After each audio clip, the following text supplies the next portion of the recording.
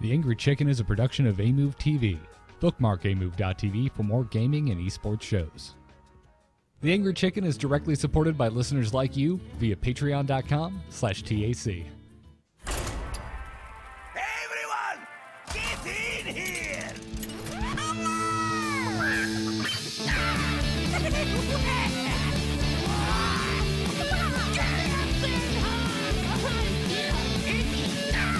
Ready for action!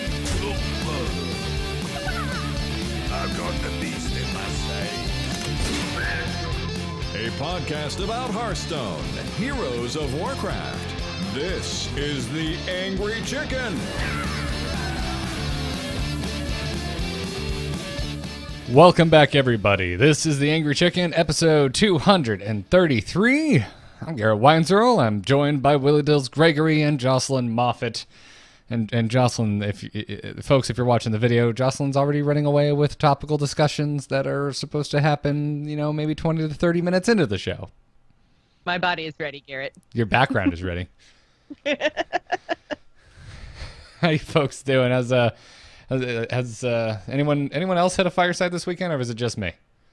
Just you, man. Just you. I got a bunch of texts and stuff from people in Austin who were going to. There's a place called the Vigilante Bar here, and I guess they were doing one.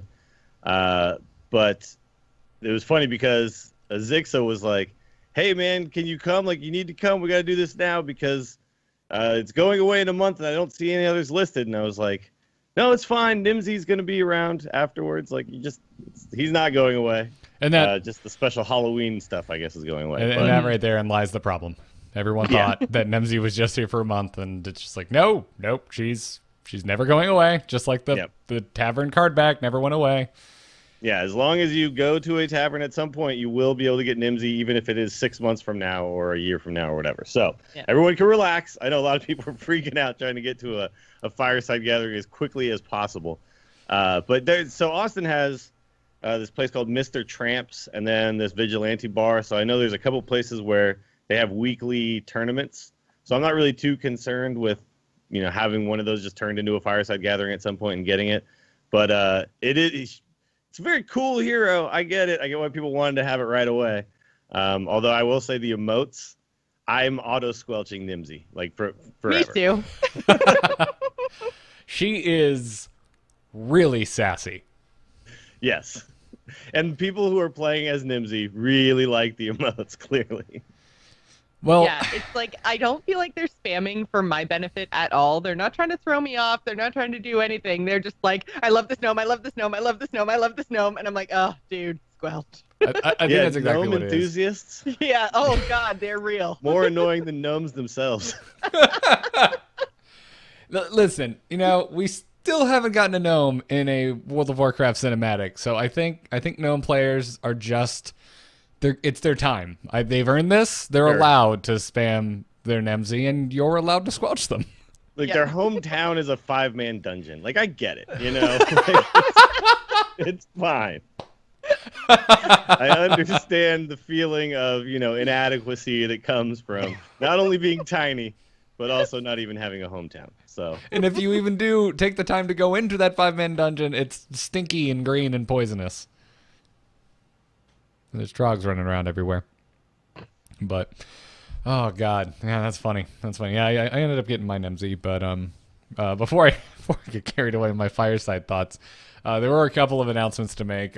First off, to remind everyone that next week, if you watch us live, we will be recording early on Monday at 4 p.m. Eastern instead of Tuesday at 4 p.m. Eastern because BlizzCon travel starts that next day for Jocelyn. I'll still be here, but then I'm heading off the day after.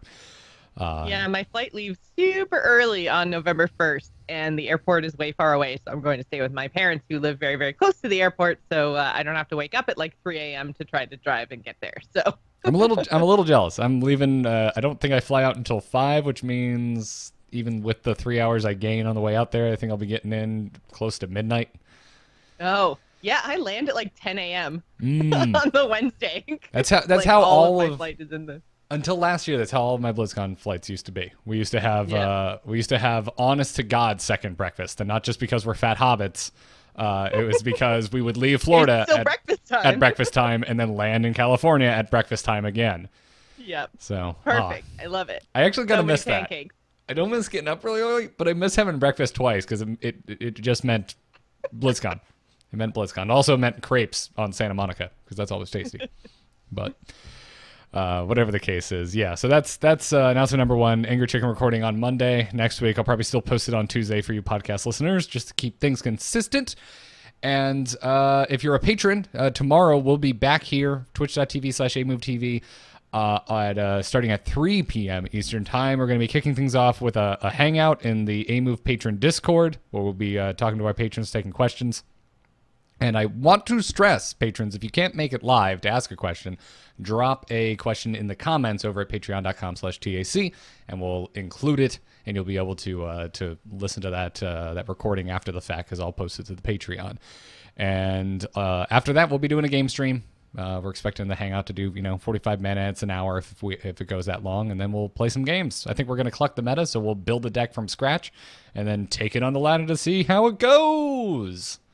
Which means patrons can also send in any suggestions they have for cool decks they want to see us build, because that's the really neat part about Collect the Meta is we actually build our own deck. So if you have a fun idea, then post it over on Patreon. Yeah. Also, same thing in the comments below. So, anyways, before we get into news, I don't know. I didn't want to put in news, even though it's kind of a big topic this week, but I did want to circle back around and talk about Firesides, because, God, things got weird in this last week with thanks to Nemzi, and I think mostly because people thought Nemzi was only here for a week or for about a month. A month, yeah. And it's dumb. It's really dumb. Players are ruining Firesides, and I think Blizzard's also kind of ruining Firesides. There's a lot of ruining of this special, supposed to be fun, casual, social event going on. Yeah, I think for some reason, and I feel like they do this all the time, they didn't realize how popular this potentially was going to be. And yes, we have had Firesides for a long time now, but outside of the card back, there hasn't been a whole big, huge kind of push or reason for people to go.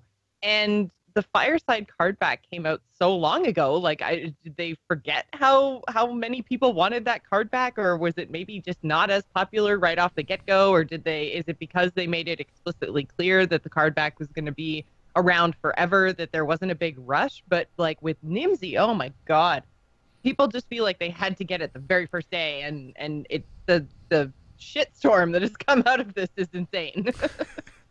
It's a technical term, by the way. There's no other word to more accurately describe what's been happening with Nemzi. Exactly. But I think with the card back, it was that it was so early on, and it didn't even go off of the way Fireside like geofencing now works. It used to be just if there were X amount of players on the same network, you got the card back. And by the time Firesides really started being a thing, it had already been around for a while, and it just never went away. So that's true, because essentially, I you feel like just I had people over, like, and we all played on the same Wi-Fi and then just got it. Yeah. So you didn't have to be a tavern. You didn't have you had to have all at least three games on the same network as somebody else. That was it. Yeah. So you could literally just take like 3 devices in your house and log in and do that. That'd be fine. Yep. Yeah, if you really wanted the card back, exactly. So it was there when this was a small, quaint thing to do, and it was just always there for the ramp up into how big some Firesides eventually got. So the first thing is that Nemzi comes out, and players start registering Firesides like crazy. I don't have official numbers, but I know it's a lot. Which was the advice that we gave, and I think was the advice that Blizzard gave too, was if there isn't a Fireside near you, just create one. But what the advice no one gave was, don't follow the guidelines and claim your home or private residence as a Fireside and post in there friends and family only, or no one else allowed. Yeah. Or just I'm a giant D-bag abusing the system is what all of those things equates to. But yeah, but to be honest, this is similar to like recruit a friend promos and things like that.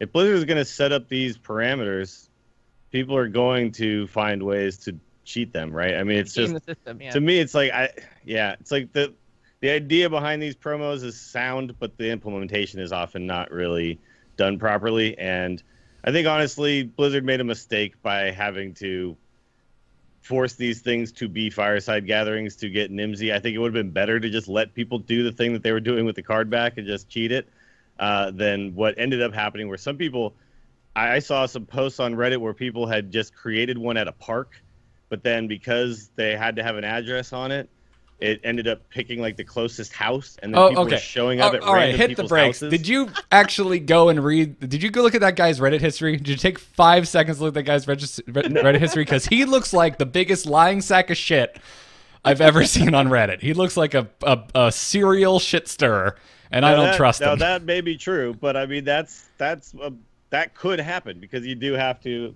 technically have an address, right? Actually, So, I've talked to Amy this weekend, and she said that shouldn't happen. it shouldn't happen. Well, yeah. So they're also supposed to get approved or whatever, right? So, that's the thing that I think is probably the biggest chink in that guy's armor as far as that story goes. But I mean, there's been a lot of weird stuff, and yeah, people are just registering firesides just at their homes or whatever, and that's fine. But it's just, I think they should just let us get it easy. I don't know. This whole thing it's making a bunch of fake firesides, right? And that's probably not the intended outcome. So then it's not actually, exactly, it's not doing what it's intended to do, which is to promote firesides and create more public gatherings of places where many people can come together and play Hearthstone. Here's the thing, it still would do that, by the way, if you just let them do it the other way as well, but you just didn't really advertise that worked. If you just said like playing at a fireside gathering similar to the card back would work, like some people would cheat it, but a lot of people aren't going to do the research on how to cheat it, and they're just going to look up fireside gatherings. Like, it would still work. It would still do the intended thing without this extra kind of cluster mess thing that happened. And yes, that's my PG version of cluster mess. Cluster mess. It's a candy bar. Yeah, I don't know. Middle road is they can do whatever the hell they want, and this doesn't affect the game, so their prerogative.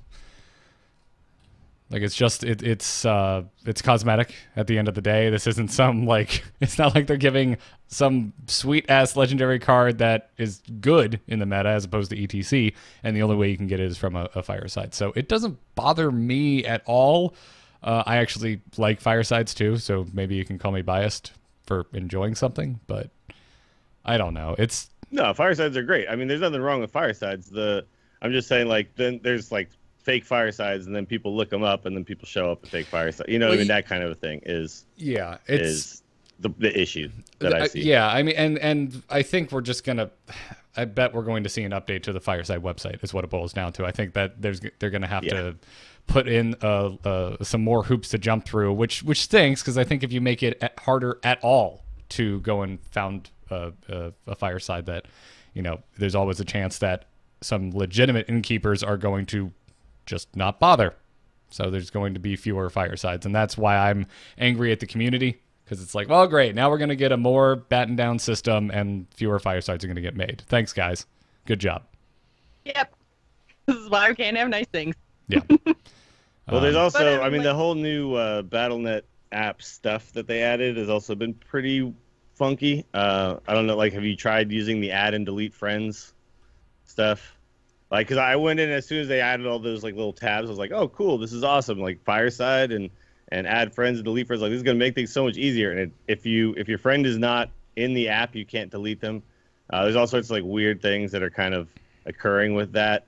So well, they're kind of they've bugs split have been their player added. base, right? There's like some people in the beta and some people not. So if you didn't opt into the BattleNet beta, then it's really messed up trying to interact with people outside of whatever group you happen to be in. Well, I don't think that is what's causing this bug. This bug was literally like anybody who was online, I could delete them as a friend. Anybody who wasn't, I couldn't delete as a friend. Like, I was trying to clear up space. Oh, I see what you mean. Because what it does now is you say delete friends, and it puts a little X next to everybody, right? Yeah. And so you just click the X. Like, before, you'd have to click the person, then click delete, then it would say, are you sure? Yeah. And now it's basically like you just click X on all the names you want to delete. So it's supposed to be much easier, but there's just weird little bugs going on. It doesn't work for offline people. Yeah. So if I want to keep deals on my friends list, I just have to be offline never all the log time. in again. Yeah. I haven't tried that feature, and I'm actually looking at it right now, and I don't even know where to find it. So you'll have to show me afterwards. Yeah, it's like in the game, the little at the top right of the friends list now, there's a little icon that opens up that brings you to the Fireside Gathering options menu and delete and add friends. Like Oh, it's in Hearthstone itself. everything. Oh, in Hearthstone. Oh, In Hearthstone. Oh, gotcha. Okay, I thought you were talking about the Battle.net client. Okay. Yeah. Yeah, But it was part of the Blizzard app updates. Like then they added this stuff to the Hearthstone game as well. Yeah, that's what I was going to get into with the issues with the Fireside tech on Blizzard's side. It's never worked right. Never. And it still doesn't. And it seems worse now with the Fireside UI. So the Fireside UI is great. I have no qualms with it. As with all of Hearthstone, it's super simple, well-designed. I know where everything should be. The problem is so the Fireside I went to on Saturday, the Florida Fireside, which was at our old venue in downtown Orlando, which is where we had CreateCon. We had, I think, over 150 people at one time, all there. And throughout the course of the day, even more. But every time I was there for 3 hours, and every time I went into Fireside Gatherings, it would tell me no one was there. There's just no one there. The most I saw at any one time was 3 people showed up in my Fireside UI when there were over 100 people all on the same network at the official Fireside, and one that has been in their system for a long time now. So the way that the Fireside UI works, because I haven't been to a Fireside since they've implemented the new stuff, does it only show people who like currently have the Fireside menu open in Hearthstone or something? I don't know because it never worked correctly. I was sitting next to my buddy Daryl. He was in the Fireside menu. I was in the Fireside menu, and we had no way of brawling each other. You couldn't see each other. We okay. could not brawl each other. I had to. Because I was thinking, I was like, maybe once you get into a game, it takes you like out of that lobby or something. So maybe everyone of the 100 people was playing each other. But if you and your friend were sitting there both in the lobby and can't see each other, then yes, that's a huge problem. Yeah. I heard it earlier in the day it was better and working fine, and then it had been going up and down all day. But we've been having this exact same issue since the inception of Firesides. Yeah, you basically had to turn off and on your device. Like that's what I would have to do is exit out of Hearthstone, go back in, keep doing it until one of the times it randomly worked, right? Right. And yeah, if that's continuing to happen, that's something that should be fixed. That's something that they want to make Nimsy really hard to get, so working as intended. There's all sorts of weird bugs. Like, so have you guys opened up the game since the arena stuff was added? I've opened up the game, but I haven't gone into the arena. All right, so if you had because I did this on all my accounts, right? So I had an active arena open with 2 losses so that I would get an extra free ticket. I was trying to min-max these free tickets, right? So I had like one where I was like 4-2, and then I just stopped playing until it happened. So if you log in, and then it tries to give you 2 old gods packs, it would give you the pack from your arena. So I had like 1 Frozen Throne pack, and I didn't see my old gods packs, even though the little pop-up happened. And then I'd open my Frozen Throne pack. All right, cool. Now let's exit out of the game and go back in. There's my old gods pack. Sweet. Okay, let's open those. Now let's go into the arena. Oh, look, it still has the key. I click on and it shows me that I got a pack. But I already opened that pack. Somehow, like, that pack was gifted to me. Like, before I even clicked on the key to open. So there's just all sorts of weird stuff going on with this latest update. I know they fixed a lot of things. Did you get another bonus Frozen Throne when you clicked on the key? Or... I wish it gave me a second one. Oh, okay. No. That's it just basically like opened my arena rewards for me, and then I just saw the animation later. Anyway, the point being, there's every time they fix a bunch of bugs, they introduce a bunch of new ones. Right. And this is why, because I saw Day9 had a rant about Blizzard spaghetti code, like it's not spaghetti code. Blizzard has the best code. And the reason why people say spaghetti code, which is not technically the real thing that's going on here, is because all these, like, every time they fix something, they break something else, right? And so that feels like code that's not put together very well. So you killed my through line, Bills. Just the Unity I things, think spaghetti's put together really well, though. It's delicious. Yeah, spaghetti's perfect. It is the perfect food. I don't understand this analogy. Guys, I think we just stumbled across the theme of the next expansion. Spaghetti? Yeah, it's just spaghetti. Well, Dills, you've killed my through line because my point was that Firesides have been broken forever and always and have never worked correctly. And then it had nothing to do with the latest update. The latest update just gave us a shiny new way to enjoy a broken experience. So Yeah, I think the only time I've ever done it, because I've done it at like Nerdtaculars and stuff, I don't actually go to firesides in my area. It's more like when I get together with you guys, then, you know, I do the fireside experience. So I haven't actually tried the new UI yet. I've only tried to do like the challenge nearby players and stuff. But yeah, even then, you're right. It was super, super broken. Like sometimes it showed me people and sometimes it didn't. yeah, it's frustrating. I don't understand how it's still not working. But when they're pushing it so hard, I agree. Like if they were just like, this is the thing that you could kind of maybe use, it's like in a beta feature or something like that, you know. But when they're just like, get heroes, get card backs, go to firesides, tavern versus tavern, you can qualify for HCT now through taverns. It's like, only if I can connect to the freaking tavern. Like, you know, so I feel like when they're pushing it so hard, it's something that should be a little bit less buggy. Yeah. I mean, I guess the bright side is that when we do tournaments, we don't have to use the fireside UI, and thank God for that, because it would be awful. Good. If you had to try to challenge your opponent for HCT through the fireside functionality, how bad would that be? No, thank you. No, thank you. So anyway, I don't know. It's just, it's weird, and you don't hear anything from them on this topic. I mean, to their credit, they're usually pretty chatty about bugs, especially recently. The last patch and the accompanying notes that were informative for the first time in the history of Team 5 patch notes addressed a lot of bugs, but I don't think I've ever heard them talk about firesides being busted and what they're doing to fix it. Yeah. So makes me sad, because fireside should be a really cool thing, and in this last week it has just been a total dumpster fire. I'm interested to see how it works at BlizzCon. Maybe I would assume pretty well. I didn't hear any complaints from folks. What was it? At Gamescom, when they had the like Gamescom wide fireside going where you could fight the Lich King. I don't remember hearing anyone say that they had connection issues getting into that brawl. Is the fireside brawl through the fireside menu? Yes. Okay. And it probably wouldn't have been. Oh, now that I think about it, it probably wouldn't have been an issue if it was the Lich King one, because it's just you versus the Lich King, whereas the brawl this weekend was you versus another player. So you needed to be able to see another player on the fireside list to even do the brawl. So did you get a chance to actually do the brawl? Yes. At one point, one person didn't decline my challenge when I had at least one person show up on the list. So how was it? Fireside brawling, yay or nay? Extremely lame. I was just going to move past this because I feel I've already been negative enough for one day, but you asked. It was mega lame. Yeah, it was another one of those, get 3 of your friends. And by 3, I mean there's 3 decks and you could pass it or don't pass it. It doesn't matter. Why would we do something interesting with a game mode that is only played in person? I don't. Yeah. Oh man, I don't get the fireside brawl seem super lazy. Oh, I thought you were going to say lame, but you went the full L word. I just don't. I don't understand why we're supposed to be excited about them, because it's just.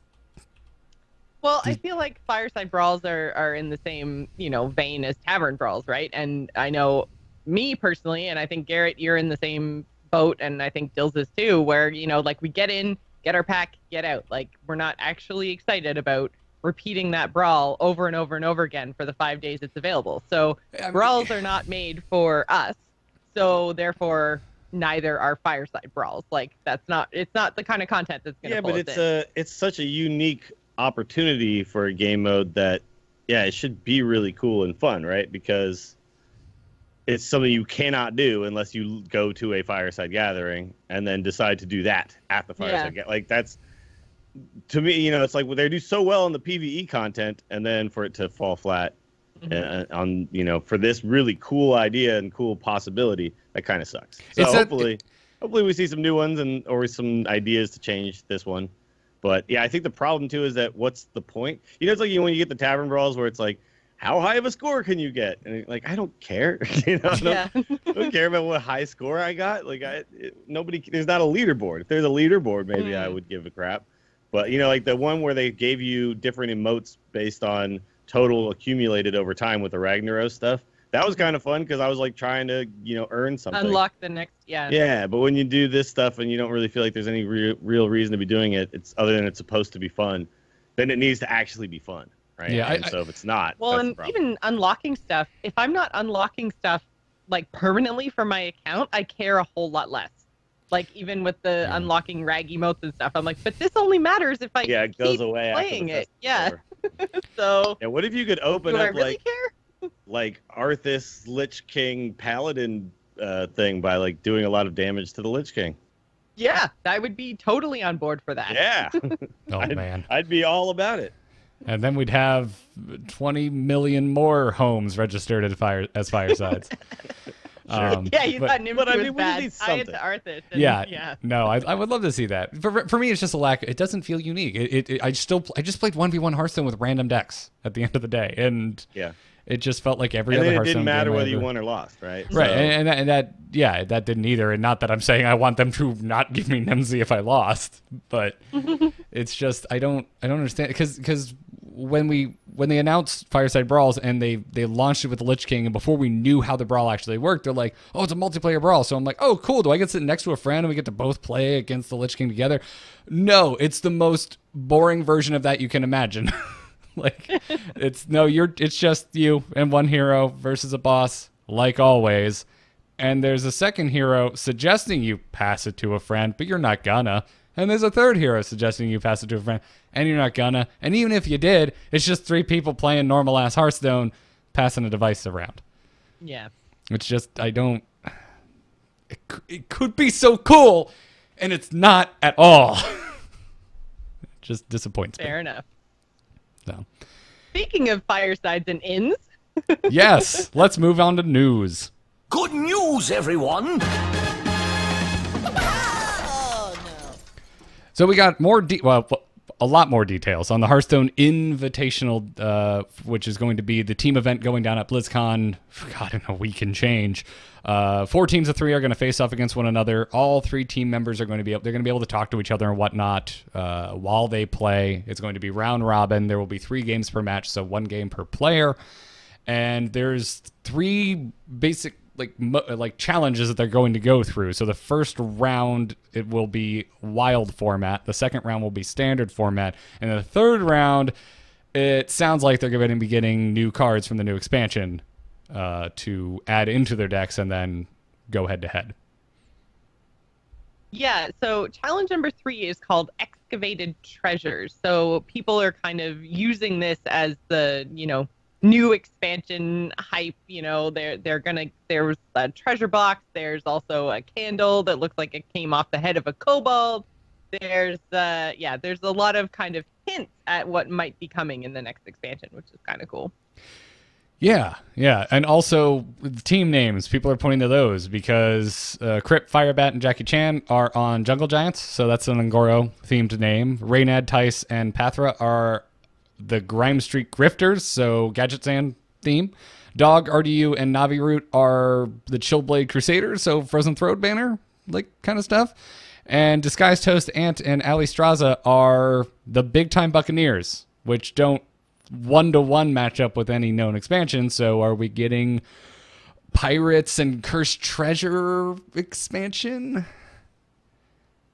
I think it could potentially be something along those lines. Although, I guess Jungle Giants was the name of a quest, and there were lots of giant dinosaurs. So maybe there's going to be a pirate-ish themes in this expansion, but it's not like they're literally called Journey to Angoro or, even the Grime Street Grifters was one little part of that expansion. So I wonder if it's going to be part pirates, part kobolds exploring, part something else, I think the idea here is each one of these came from a separate expansion, right? So Jungle Giants is Angoro, Grime Street is Gadget Zan, and Chillblade is the recent one, the Frozen Throne. I'm just saying it's one part of the expansion, so I don't think we're gonna get just pirates. I think pirates is going there's to gonna be a lot of pirates yeah. though. I'm pretty sure Booty Bay is coming. It feels very very Booty Bay-ish to me.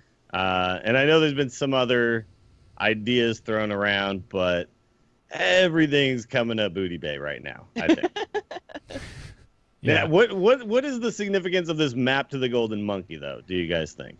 I think What the hell does that have I to do think with it's anything? more, well, because it's from League of Explorers, right? So I think it's going Sure. to be more exploring, Explorer-y stuff? delving, tomb diving, cave diving, something. we should like explain what Which could be Booty Bay too, because there is treasure to be found, right? Like right. that's.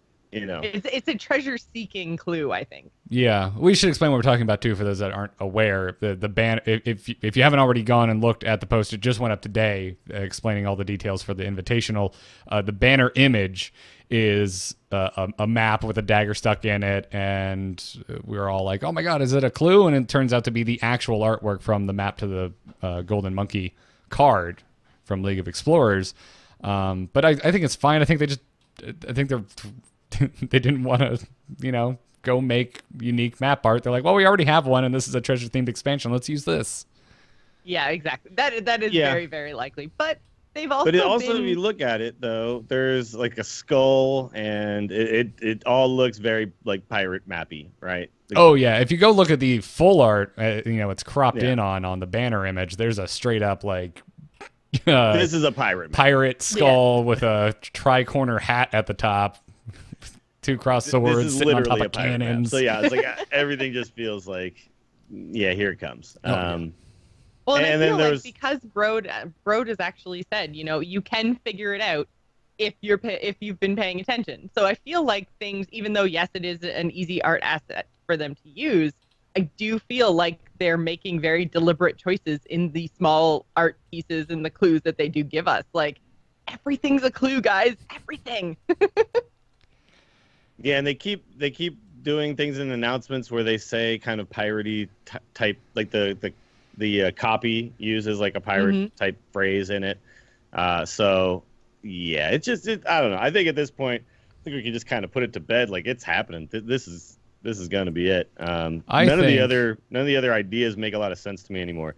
Like I saw things like Dead Mines and Deathwing and stuff, and sure, you could say that a bag of gold has something to do with those places, but once you throw in all the other stuff and how much pirate theme is happening here, where else in Azeroth has this much pirate stuff going on, right? Yeah. Nowhere at all. Gadgetzan did have a lot, but we already got Gadgetzan, right? So. Yeah. I think if anyone from Team 5 is listening right now, they're just laughing. They're like, ha ha ha, nope, ninjas. Also, I worked on Fireside Brawls. Never given that guy an interview again. I've just got to say, like, because this time last year with BlizzCon, we had so many, like, I don't even want to call them hints because they were like slapping us in the face with all the gadgets and stuff, right?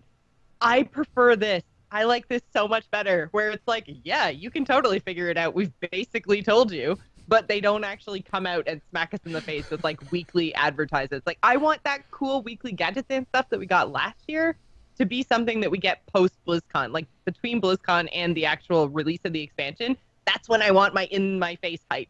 I like this like little breadcrumby stuff leading up to the actual announcement. This is fun.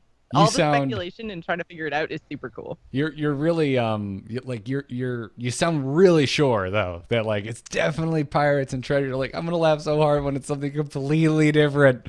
And it could be, and that's part of the fun, right? But we pretty much all knew exactly what we were getting out of Gadgetzan, right? Like there weren't a whole lot other than like, oh my god, Kazakus lets us make our own spells. That was like, can they even do this? Well, and but I think there weren't a whole lot of actual, like, thematically, it was not a surprise what Gadgetzan was.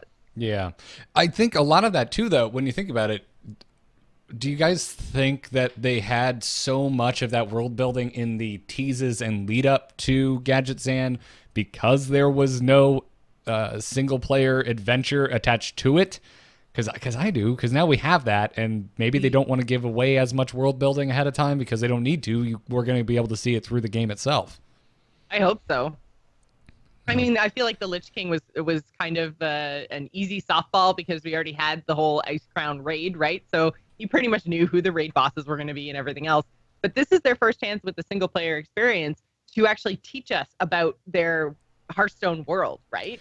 So they don't have potentially, we don't 100% know what it is again, but it seems like they're leaning more towards a League of Explorers experience as opposed to leaning towards a, Knights of the Frozen Throne kind of experience, which was Hearthstone's twist on Ice Crown, right? So this is their first chance to really like give us a whole big, huge expansion, as well as explain their backstory through gameplay. So I'm excited. Yeah, you already brought up League of Explorers. That's what I was going to say. Is I think League of Explorers is already our example of them doing something very unique, built within the confines of Hearthstone and not beholden to World of Warcraft. And created new characters that didn't exist before that suddenly had characters that mattered. Reno Jackson. Reno Jackson is a character that matters, right? Like, and by the way, I have a couple predictions about this. I think Reno Jackson is coming back. Really? Yeah, in some form. Like, we got we got other explorers back in the past. I could see either Reno come back or Sir Finley Murgleton. I think one of the other explorers is going to come back. I want Sir Finley. Cool. Yeah, I want Sir Finley. I and love then, Sir Finley. Well, I just think Reno is more of the, like, when we look at like this pirate map. Reno seems to be more of the guy that would be searching out this treasure on the pirate map. But then I also this is actually, I don't think we're going to see, but I hope. I would like to see a secondary energy source in the form of coins, so that not only can you have like mana, but you can like build up coins through like certain actions and things that you do. So like dealing damage with certain minions and things like that, and then like you can like basically like buy things from your own goblins, right? To like increase the power of your own goblins and things like that. So yeah, I'm hoping we get something like that. We had the red manatees right last time. Yeah. Turned out to be not red manatees, not the animal, but red mana. Manatees. It was a tease. Oh yes, the delightful crimson sea cow. Yeah, exactly.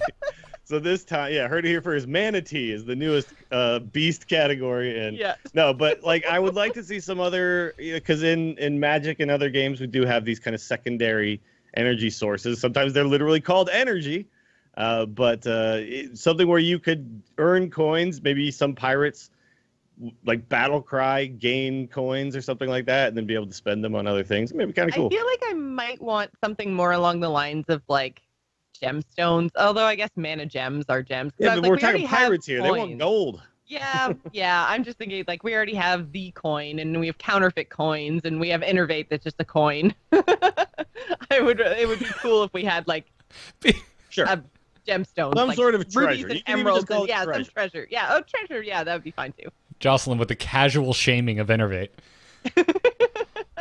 I need my bell. Shame. Innervate, shame. That's fine. Man, Dills, now you're taking me back. I was so excited for a second resource with the mana crystal tease, and it turned out just to be an artistic theme for the Cabal. Not that I mind. God, the art in Gadgetzan was great, but having an actual mechanic, like a new mechanic added like that, would have been really like just exciting. It would have been added a lot of a big layer to the game. Sure. Like think about some cards in Magic that gain a counter every turn. That's not necessarily like a +1/+1 type counter. They gain these they all have like weird different names for whichever one it is, right? But like once it reaches a certain amount of counters, some really powerful thing happens, right?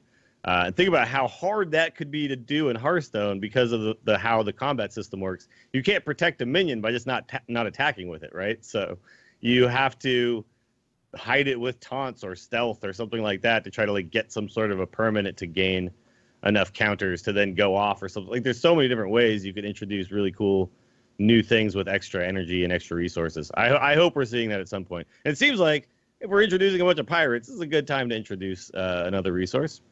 Treasure. Sure. I like it. Yeah. Why not? As long as it's just not another card. I want to like see coins just stack up on my board that I can spend to do things. Yeah. That'd be kind of cool. I'm sure we're gonna get something super new and fun because they have been doing a great job innovating each expansion on something like hero cards and tri-class cards and all that kind of stuff. So expect to see something, whether it's that or it's something in that vein or not. It's gonna be something very cool, I'm sure. Yeah. In other news, guys, we can finally gift Hearthstone packs.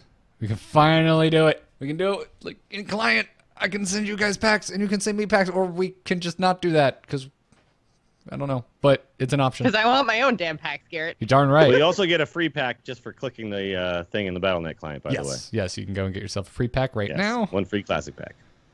Yep. Also heroes. You can gift heroes. So just not, ones that you can purchase. So you can't give Nemsy. Can't gift Nimsy? Can't give Nemsy. Can't give Tyrande. So on and so forth. But good. It's something I think all of us have been confused as to why we haven't been able to do this like since the get-go. We'll also make giveaways infinitely easier. Yes. Just get a battle tag and poof, there it goes. Of course, I'm going to probably send it to the wrong region, and whoever wins our next giveaway is going to be super mad. I think, though, because when you click to get your free pack, it asks you what region you want the pack for. I think you're just gifting it to the Battle.net account, and then they decide what region they want it Oh, for. thank God. Because that's how it worked for my one. Like, I was like, I don't get a free pack for each region. So I gave it to my Asia account because that's the one that needs the most classic packs. But I was like, that is cool because then I don't screw things up on my end, right? So I love that you play favorites in your regions. I like to think that your NA and your EU accounts are really mad right now. Yeah, you just like my Europe account is in second place. My main account has like all the cards. Europe account has actually has patches, and then the Asia account like has nothing, right? I had the quest to play 10 minions over 8 cost, and I was going through them, and I was like, I have no big minions on this account. What am I gonna do? I just had to play a deck where I had Ragnaros. So like I guess I gotta play Ragnaros 10 times. Somehow. Nice. Good question in the chat room that I don't know the answer to, but Dills, maybe you do. Can you gift packs using gold as well, or is it just real money? My guess is it's just real money, but I don't know for sure.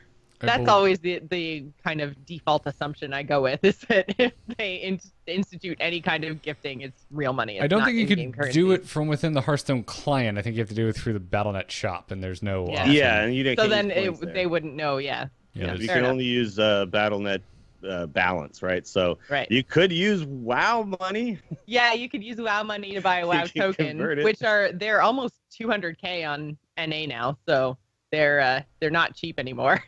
No. Oh man, I should go sell one. Balance.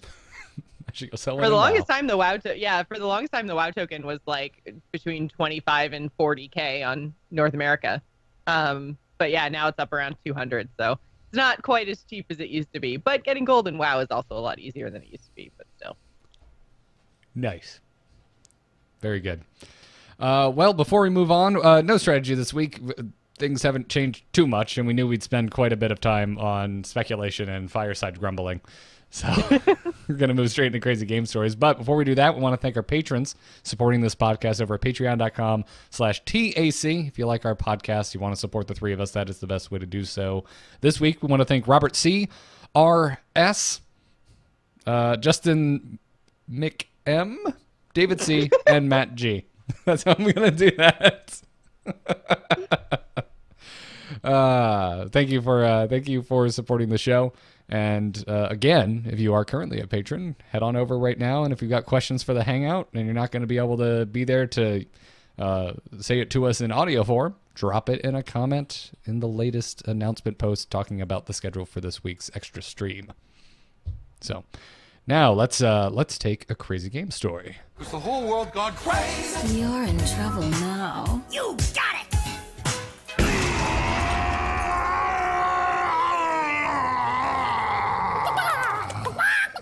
You can send your crazy game stories and emails to tacpodcast@gmail.com. And Dills, you never get to read crazy game stories. I'm making you read it this week. All right. Threw 'em right off. This one comes from AJ. He says, "Hey Cluckers, I just had the most shocking ending to a game ever. Playing Jade Druid against Razakis Priest, going back and forth as I drop minions and he removes them. The game goes down to near fatigue for both of us. He has 9 health and I have 29. I have 3 big Jades and a taunt on the board and will kill him next turn. The start of his turn, he only has an Akanai Soul Priest on board and had already played Circle of Healing earlier in the game. He then proceeds to drop all of the OTK Velen Mind Blast combo pieces and get me down to 3 health. He has 0 mana, but proceeds to play another 1 mana spell discounted by his elemental. I see the red arrow coming out, and I think I'm done for. He then plays Binding Heal on one of my minions. As I wait for the hero power refresh and my demise, ready for the salt to flow, I'm shocked to see that he is at -1 health and dies. You see, because of Velen and the Soul Priest, he dealt 10 damage to my minion, but also 10 to his own face. GG Anduin, well played. I retorted with a staggering emote and could hardly contain my laughter as I sat in my office. Yeah, that guy, all he had to do was suicide his Akanai Soul Priest and he would have won, so whoops. Yep. Oh, I'd love these stories never get old. Yeah. It's funny because when I play a player who makes these types of like sequencing errors, sometimes you still lose the game, but you still feel like, you know what though, I'm still better than you at Hearthstone, so screw you. Oh, it's okay. Like I had a guy bounce his swashbuckler without attacking first, and I was like, yeah, I don't even care that you're kicking my ass with bone mares. You missed 1 damage, sucker. So yeah, like, but when they actually kill themselves, it's even funnier. Little victories. I have a mini game story. So since I flamed all over frickin' Fireside Brawls, I had a really fun game at the Fireside. I played against Phil, who's actually over on another Hearthstone podcast called The Salty Dog. Another Florida native who also has a Hearthstone podcast. So great name. yeah. I believe they ran a vote for it, as a matter of fact. So their audience chose correctly. But he's a big Wild fan, so he's like, "Hey, Garrett, you play Wild?" I'm like, "I actually haven't been, but let me see if I can just on the fly rebuild my quest Reno Priest." So it has the Amara quest, and also has just a bunch of 1-ofs and Reno and all that jazz, which is my go-to. I just want to have fun and be oppressive on Wild. That's my go-to deck. So I put it together real quick without looking up a deck list, and we went into it, and he, without knowing what I was going to play, queued in with a rogue that ran Beneath the Grounds. And Beneath the Grounds me. Without knowing. I'm pretty sure he didn't know. I told him ahead of time, and I like to think that he was an honorable man and already knew what he was going to play, and that me telling him that I really like just extra long game priest is what I call it, that he didn't let that actually infer Impact his choice. Decision. Yeah, exactly. So he actually managed to get 3 Beneath the Grounds in my deck, and it got down to the point where there was 1 Beneath the Grounds there was 2 because it puts 3, and I would need to pull 2 to actually activate my Reno. So there was 2 still in my deck, and he had lethal next turn if when it went to my draw, I didn't pull a Beneath the Grounds, and I freaking pulled the Beneath the Grounds. So it activated my Reno, and the game ended up going for like 15 more turns, and I won. So, but it was so close, and I haven't had a nail biter game like that in a while. So I played Reno, and he's just like across the table from me, like, how could you? So it was good. This is why firesides are great, people. You don't get to see the anguish in your friend's face when your deck royally screws them. By the way, I think all of our crazy game stories next week are going to come from dual class arenas. Have 100%. you guys messed with this yet? No, I've had my out. Tuesday morning has been slammed. So I sadly have not had a chance to try it before this episode, but I know I'm going to play a bunch of these before our Monday recording next week. It's really cool. I've only done one because it obviously came out like last night, but I did one really late at night because it was out on my Asia account, I think, before it was out on my normal account. So I got one in before bed last night. And then I'm just like chomping at the bit today. All I want to do is play these dual arenas. It's just such a cool idea. If you guys think this doesn't sound cool and we're planning things in real time, shoot me down. But I would be totally fine if next week's episode was just half, our last chance to be wrong about BlizzCon, and half game stories from Arena. And that was the episode, because I'm so damn excited about this Arena event. By the way, Axe, we shouldn't collect the meta tomorrow. We should dual Arena. Oh God, we should, because it is clucking the meta. What is clucking the meta more than playing with cards from playing with 2 classes at the same time? Exactly. Yeah, never mind. That's what we're doing. Duh. Yeah, this is only for 1 week. We should take advantage of this. Done and done. Is this only for 1 week? I thought it's it was for more than a week. Hallows End thing. 1 week only. Oh, 1 and week, by the way, too, there's another weird thing that they did where, because of the Arena leaderboards, they're separating it out. So there's going to be an October leaderboard that only requires you to play 20 runs, which is before this event started. 30 in less time, but no, 20 runs. Then there's a special Halloween dual class arena leaderboard, which is only going to be, you have to play 15 at least during this span. Then they're going to do another shorter one for November. So you only have to play 20 in October or November. And then So you have to 15 play- during this special event. Yeah, so you have to play. It's a week-long event, so basically like 2 arena runs You have per to day. play at least 2.1 a day. But yeah, there's going to be a lot of people playing a ton of these, I think. So the arena leaderboard will be interesting. I know there's already some bets out there. I think Hafu and Dog have a bet going. Yeah, I saw they probably like, bet Merps it. has something going with somebody. Yeah. Yeah, because I think I saw her tweet out about how Amaz still hadn't paid her for the last bet. Yeah. Well, 'cause she dominates Another everybody one. when it comes Yeah. to arena. Where's my money, man? Yeah. Where's my money? Gonna break some kneecaps at BlizzCon. I thought this was going until November 5th. Well, it says a week, but I think it is a little bit longer than. I don't think it's actually Yeah, just 'cause 7. I think it's, There's 2 phases of the Halloween event. Like, it run from 24th to the 30th, you get a Whispers of the Old God pack and a free arena run, and then from the 31st to the 5th, you get a Frozen Throne card pack and an arena ticket. It doesn't actually specify in here, but I would assume that that's the length of this arena event. yeah, so it's probably 2 weeks overall, but just 2 1-week phases, I guess. Then. Yeah. So when you like actually get into the arena run, it says at the bottom 1 week. This event lasts for 1 week. Oh, okay. All right. Yeah. Cool. Well, whatever. We're definitely playing multiple runs before Monday next week, so we'll talk a lot more about it then. It was just we do it on Tuesday. Yeah, for people who are curious how it works too, by the way, because I see some people in chat. You pick the first class, and then the second class is the hero power you're going to get. Right? So there's a weird strategy around that. You don't necessarily want to pick, like, if you get like mage and rogue in the first one, you probably want the mage, because then you get a better chance to get the rogue hero power in the second one. So like whatever you pick on the first one, you cannot get that hero power in the second choice, right? Right. So yeah, like try to pick things like shaman and warrior in the first pick, not the second pick, because you want And then you give want them a ping good hero power. powers. Yeah. Okay, so Warlock just, hero power, priest, and pings. Those are like the best ones in arena. so just because you saw the class as an option in the first round doesn't mean you will not see them in the second round of options. No, you will not see it in the second round. Yeah, like if you pick mage in the first one, you will not get mage. No, in the second. but I mean, if mage shows up and I don't pick mage, there's still a chance I can pick mage in the second. Oh yeah, that pick. you will get mage in the next. Yeah, the Right. next one is only just of the 8 remaining ones, 3 more random ones from that. All right, cool. I think it would be kind of better if they just let you pick 2 and then select which hero power you wanted after you were done. Yeah, Up you to. wouldn't stress as much about it. You're just like, I want these 2 classes, and then it's like, fine, pick your hero power, and it shows both, and you just pick one. Well, because also there's some interesting things, like let's say I get mage and hunter, and obviously I probably want the mage one, but what if I'm like, I'm going to draft an aggressive deck here, or like I want the hunter hero power. Like I think it'd be kind of cool to kind of decide what you want to do later, and you could try out different combinations. I don't know, it'd be interesting. It would be cool if that was the thing that you did after you draft your deck. So you pick your 2 heroes.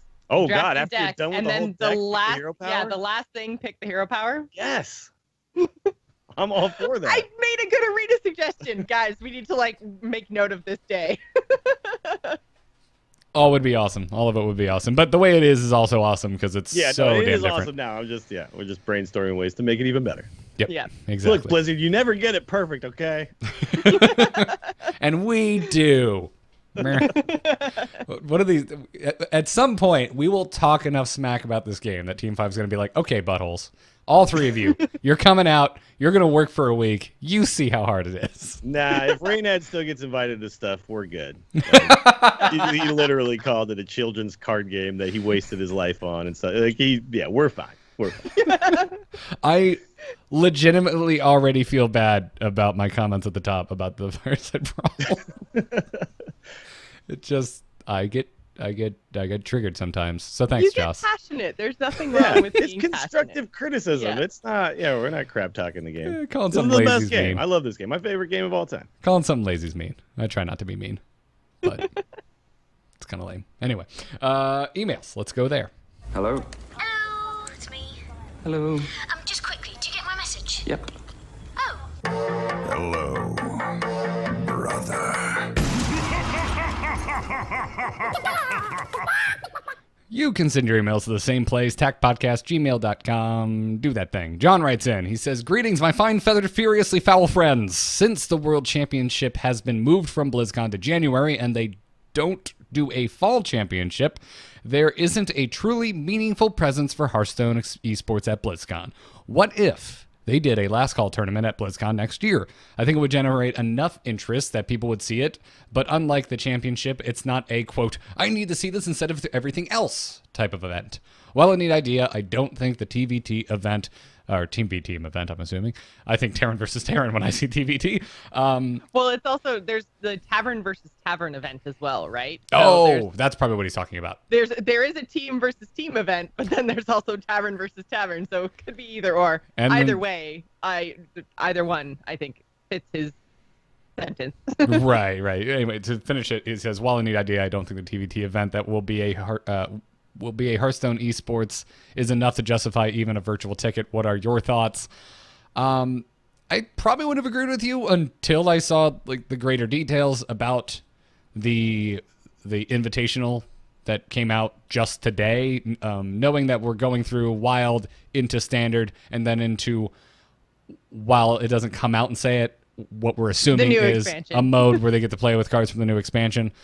That's really exciting to me, and I also think it's going to be fun and chill because you're having multiple players that are going to be able to sit shoulder to shoulder looking at the same game, the same deck, and be talking through turns.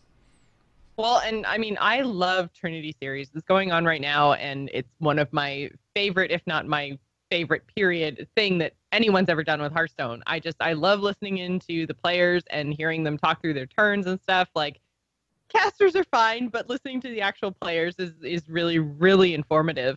So I love Trinity Series, and it seems like this Invitational is kind of in that vein. I mean, we're probably not going to get to hear the actual players' mics, which would be super cool, but they're probably not going to do it that way. But still, like, I think it's interesting enough to watch that I'm going to go and do it. But I think you're right. Like, in terms of actual Hearthstone esports events, like, this year's not really a big deal.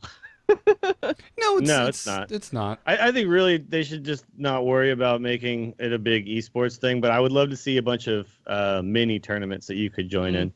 So like they have the whole able brawl. to actually play in a tournament. They have the would whole be cool. innkeeper or the tavern upstairs tavern, or whatever. yeah. Like if you could just go in there and just play like 8-person sit and go type style like Hearthstone tournaments where you just play, best of threes and then you can win, cool little prizes and stuff. And just they're just like kind of constantly going. I think that would be like the way to go. Because obviously doing a big DreamHack style tournament would be a little tough, and then some people would essentially spend all of their entire BlizzCon playing Hearthstone rather than doing BlizzCon. But if you could go and just play in a tournament that took about an hour and a half to complete, that would be sweet. That would be that would be great. I mean, you could also do a DreamHack style thing. I think if you ran the majority of it online. Sure. And if they put signups behind the same wall that they do like the BlizzCon presale kind of thing, like you have to have your BlizzCon ticket code already entered before you can even enter the darn thing, so that they know you're coming. That could be interesting. Obviously, a lot more work, but yeah, just having tournament pits would be great. Yeah, just a way to just go and play some Hearthstone for a little while and play competitively essentially, and then it is like have it be open, so you just walk up and say, hey, when's the next one ready to go? Because if you have like a big one, obviously then you have to fill out 128 person field or something. Just little fields of 8. It's like you have 8 guys walk up and okay, let's go. You guys are all ready. You go over here and you start playing, and it could be pretty cool and pretty easy to implement too. Oh my god, guys, how cool would it be? Assuming eventually the Fireside tools get fixed, like.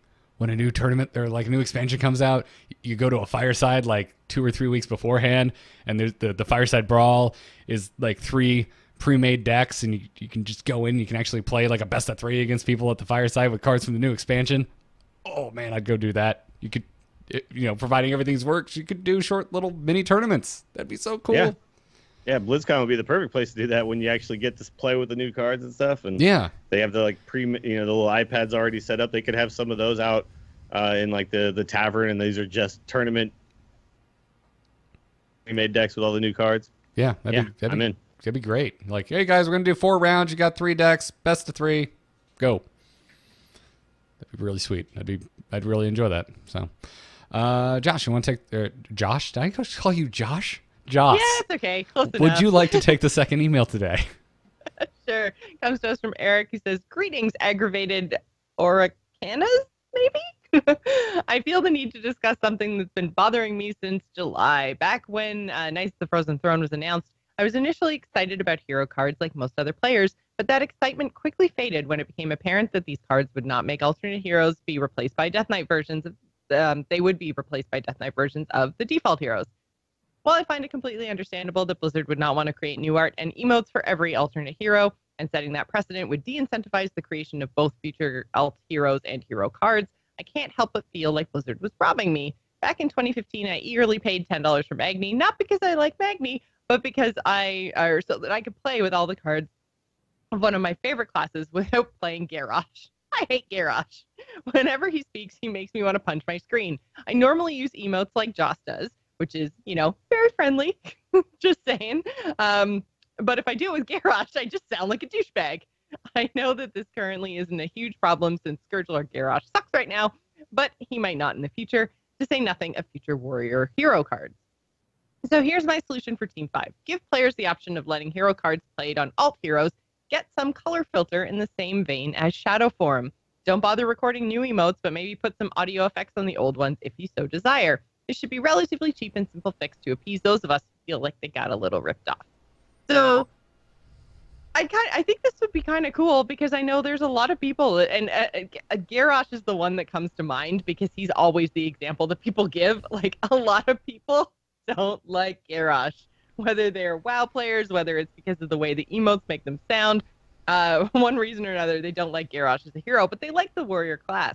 So, I mean, I think that this would be kind of something they should at least take into consideration. Like, maybe not, I agree, like doing full new art, full new, sounds, emotes, all the rest of it. Like, it's a lot, but some way to just incorporate the fact that you're using an alternate hero and not change you into Garrosh, I think, or whatever the default hero is, I think would be a nice nod to players who have gone out of their way to get an alternate hero one way or another.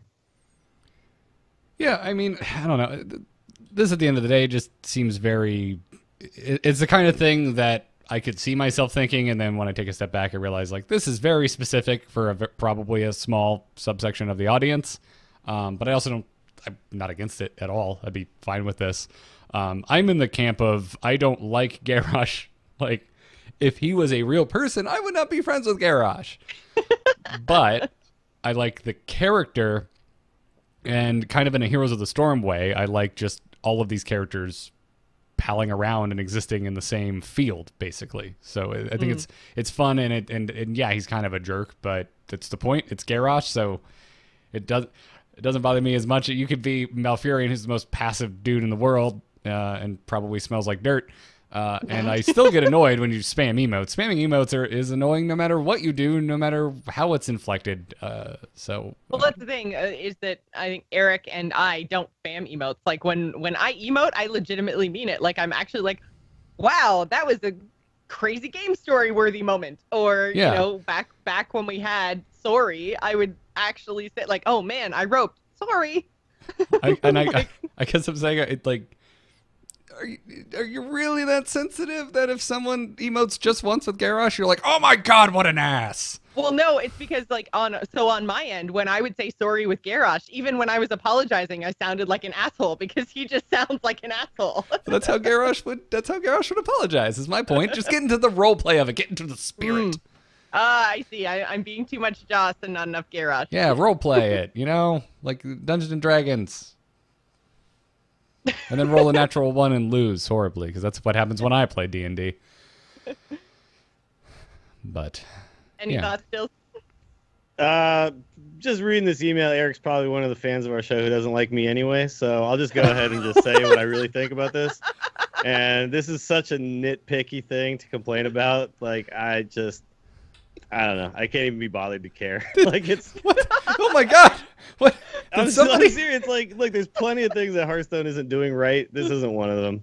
I feel like let's get the other stuff right before we worry about making sure that there's a Death Knight version of Magni and Morgul the Oracle and all that kind. Like, I don't know. Whatever, man. It's the card itself is Death Knight Garrosh. Like, the card is not Death Knight Warrior, right? So. Yeah.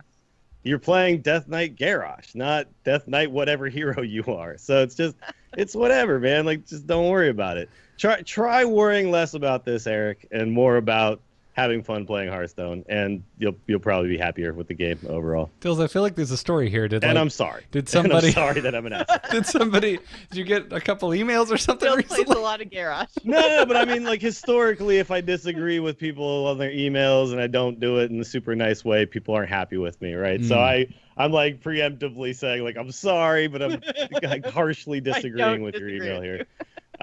It's just, yeah, like there's lots of gameplay problems in this game that I think need to be fixed, and making sure that I get every little cool aesthetic thing I ever wanted out of Hearthstone is like at the bottom of my priority list. So, you know. Well, Yep, this fair has been a one hell of a savage episode of the Angry Chicken. Jocelyn, you've been super middle of the road the whole time. Is there some really inflammatory statement you would like to make? No, I think I'm good. Okay, are you sure? Are you sure? Like, do you have like you want to? I have a couple of things I could say, but I'm just gonna bite my tongue. We could insult Ben Brode's mother. I wasn't gonna go that far. I'm still Canadian. Jesus. Who I'm sure is an absolute saint. But all right, cool, very cool. Well, folks, that brings us to the end of this episode. Can you feel the BlizzCon drought, people? Can you feel it? Yeah. To be honest, though, like there's more news here than I expected, because you know, things like getting this Halloween event and stuff like that has actually made this week a fairly interesting one for Hearthstone. And leading up to BlizzCon, normally it's just like, yeah, there's nothing.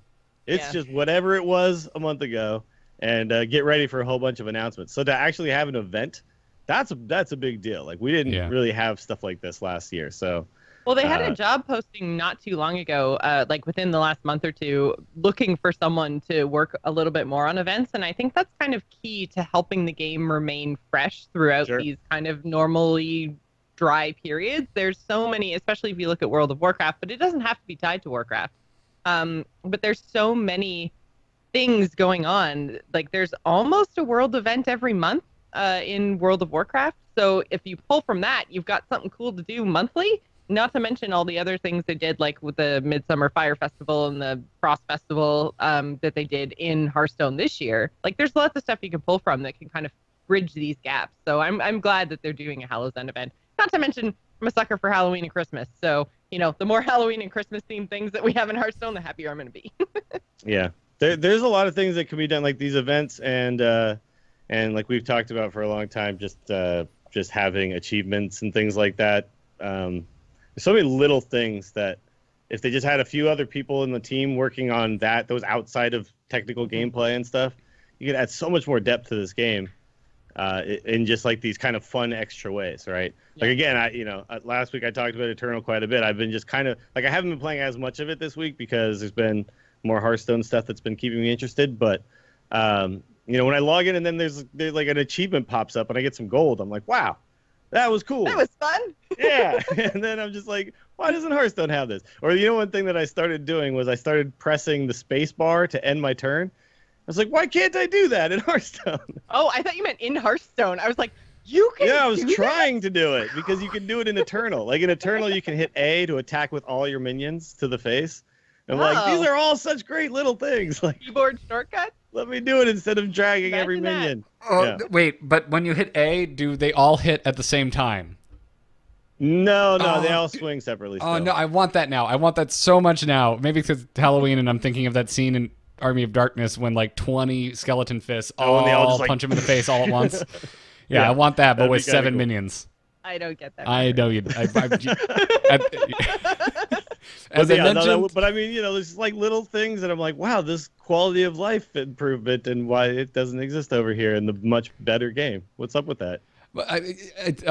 any game that comes after Hearthstone 2 is going to have the benefit of looking at their struggles with their client and building their game from the ground up to overcome those struggles. So a lot of these things are learned from Hearthstone too. Like they play. I'm sure that they played a bunch of Hearthstone. We're like, what can't Hearthstone do that we should be doing, right? And because that's what you have to do as a competing game, right? Because Hearthstone is still the big dog, Superman punching all those little card games in the face, and it's just gonna stay that way because the gameplay and aesthetically, Hearthstone is still just heads and shoulders above everybody else. To me.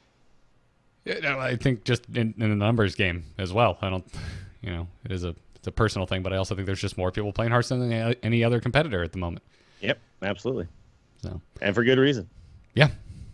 So, as much as we slam on it sometimes, love this game. Listen, we say it every time when we have a particularly scathing review of the game, which happens from time to time on the show, but it comes from a place of our respect for the game. We like it so much. We love you. You can do better. It could it could be better. We expect better sometimes, and even though I'm still angrier at the people abusing the Fireside system, the system itself could also be better.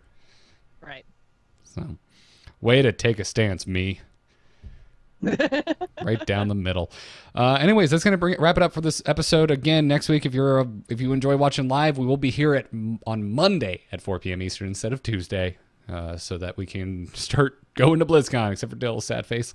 If you enjoy the podcast, again, consider going over to patreon.com/TAC and opting in to donate however much you would like per episode, whatever you think the show is worth. So go check that out. And again, we're doing a hangout and some game streams tomorrow starting at 3 p.m. Eastern time. Same stream as always. Check out more about the podcast over at amove.tv or youtube.com/amovetv. The whole back catalog is there. We got to thank our producers, Declan H., Peter Williams, Michael N., Sean C., and Johnny S. You guys are awesome and generous. Thank you very much. We still have swag available. Maybe you can get it shipped really, really fast if you still want an Angry Chicken t-shirt for BlizzCon. Head on over to shirts.amove.tv and take a look at those. And normally you can catch us live Tuesdays at 4 p.m., but Monday next week. Dills, where can folks find all of the other things that you do around the web? Check out Twitter at Willie Dills and twitch.tv/Willie Dills, where I'll be streaming Hearthstone and things like that. Also, Monday night after we do our episode next week, we do the 1-900 podcast with Justin Robert Young. And then right after that, Monday Night Stone, which is our new weekly Hearthstone. It's just like a King of the Hill style competitive Hearthstone with special rules, ongoing tournament. I don't know what you want to call, what you call it. Basically, people are going to be challenging each other. The winner will stay on as the champion. Yeah, exactly. And we'll have like different stipulations each week. So next week we'll be doing randomized decks. You actually have to do this out of the client now, unfortunately, but we'll have randomized decks, and Z-Thund will be challenging because he won last week. He'll be challenging whoever steps up. So it should be a lot of fun. So come check that out. My question is, how do I cash in my money in the bank?